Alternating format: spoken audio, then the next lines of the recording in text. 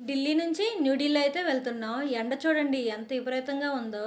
మా ఆయన యూనిఫామ్స్ ఉన్నాయి కదా! అవైతే వాళ్ళ ఫ్రెండ్ దగ్గర విడిచిపెట్టడానికైతే వెళ్తున్నారు.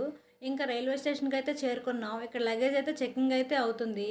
మా జర్నీ అనేది రాజధాని ట్రైన్‌లో అండి. రాజధాని ట్రైన్ అయితే వచ్చేసింది.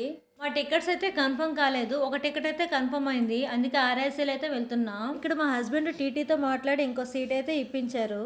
ఇంకా రాజధాని ట్రైన్ కాబట్టి మా కోసం అయితే మేము ఫుడ్ అయితే ఏం పట్టుకోలేదు. ఇంకా మా బాబు కోసం అయితే ఇన్స్టెంట్గా పోవా, ఇన్స్టెంట్ సెర్లాక్ అని ఇంట్లోనే ప్రిపేర్ చేశాను.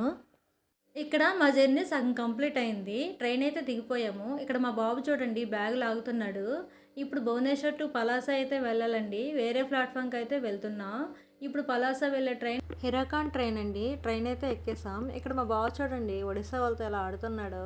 ఫైనల్గా పలాస స్టేషన్ అయితే చేరుకున్నాం. ఇక్కడ వాళ్ళ తాతయ్య అయితే బాబుని చూసి చాలా హ్యాపీగా ఫీల్ అయ్యారండి. ఇప్పుడు ఇక్కడ నుంచి ఆటో పైన అయితే ఇంటికి వెళ్తున్నా. ఇంటికి వెళ్ళేసరికి మా బాబు అయితే అన్నం, కోడిగుడ్లు, రసం అయితే వండారు. టైం అయితే 12 అయింది. అది తినే టైమా చెప్పండి? కానీ ఏం చేస్తాం, ఆకలి అయితే అలా ఉంది.